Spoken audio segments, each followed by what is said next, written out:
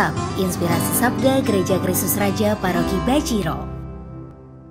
Ibu Bapa, saudara-saudari yang terkasih dalam Tuhan kita Yesus Kristus, bacaan-bacaan hari ini mau mengajak kita untuk mendalami dan memaknai kehadiran Yesus sebagai anak Allah. Penginjil Markus menggambarkan Yesus sebagai anak Allah dalam peristiwa penyembuhan kepada banyak orang yang digambarkan yang berasal dari Galilea, Yudea, Yerusalem, Idumea seberang sungai Yordan, Sidon dan Tirus. Penginjil Markus jelas ingin mengatakan bahwa mereka datang memohon penyembuhan karena mereka mendengarkan apa yang dilakukan Yesus sebelumnya. Dalam bacaan sebelumnya dikatakan bahwa Yesus dikritik dan juga dikatakan melanggar hukum Taurat karena melakukan penyembuhan pada hari Sabat. Akan tetapi orang-orang tetap datang kepada Yesus karena merasakan kuasa Allah yang ada dalam diri Yesus. Tentu kita tahu atau kita sering mendengarkan bahwa istilah anak Allah sering disejajarkan atau dipakai dengan istilah Raja Israel. Tentunya sebutan anak Allah ini sudah muncul ketika Allah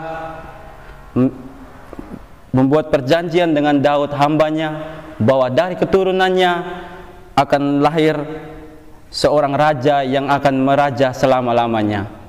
Itu ada di dalam 2 Samuel bab 7. Konsep anak Allah ini kemudian dikaitkan dengan konsep Mesias yang menggambarkan seorang anak yang lahir atau orang yang diurapi dan memiliki kuasa ilahi. Dalam tradisi perjanjian lama, seorang yang menerima mandat ilahi ini adalah raja, nabi dan imam. Untuk itu, kita bisa mengatakan atau mengaitkan konsep anak Allah ini secara implisit merupakan konsep kedatangan Mesias. Ibu bapa, saudara-saudari yang terkasih dalam Kristus Yesus, kehadiran Yesus sebagai Mesias atau anak Allah mau menunjukkan kepada kita akan cinta Allah Bapa yang begitu besar kepada umatnya. Allah Bapa rela mengutus umatnya, rela mengutus anaknya sendiri untuk menebus dosa-dosa umat dan sekaligus menjadikan kita sebagai anak-anak Allah.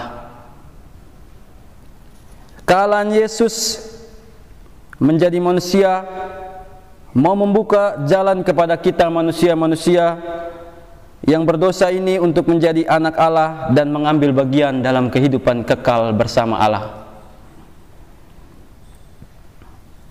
Mujizat penyembuhan yang dilakukan Yesus kepada orang-orang yang mengalami sakit, gelisah, menderita, mau menggambarkan kepada kita akan kehidupan orang-orang di sekitar kita yang gelisah, menderita, tidak memiliki rumah, pakaian, dan tempat berlindung. Paus Fransiskus dalam pesannya untuk Hari Orang Miskin Sedunia mengatakan bahwa sebagai saudara dalam iman akan Yesus Kristus, kita hendaknya mengasihi tidak dengan perkataan saja, tetapi juga dengan perbuatan. Pesan ini mau mengajak kita untuk tidak sekedar datang kepada Tuhan untuk mengeluh akan segala kekurangan dan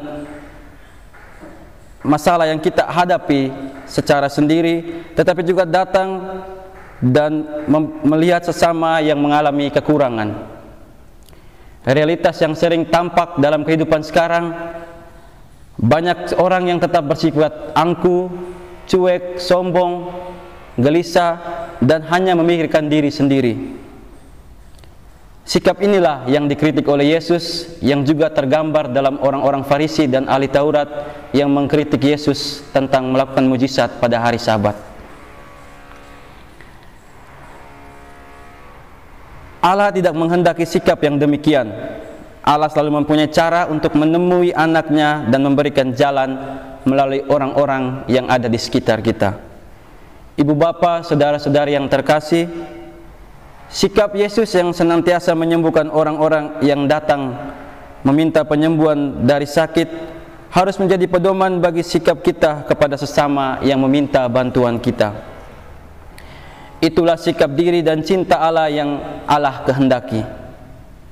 Hendaknya dengan meneladani sikap Yesus dan juga Santa Agnes yang kita rayakan pada hari ini, yang mengorbankan diri demi mempertahankan kemurnian diri dalam iman akan Yesus Kristus, membantu kita untuk membangun harapan, cinta dan sikap dalam diri kita, untuk senantiasa membantu sesama kita yang membutuhkan bantuan dalam segala hal apapun tanpa menuntut balasan. Semoga dengan kelahiran Yesus ke dunia, cinta Allah yang telah kita terima secara utuh dan cuma-cuma dapat kita wartakan dan kita bagikan kepada sesama kita secara tulus dan ikhlas. Semoga Tuhan memberkati kita.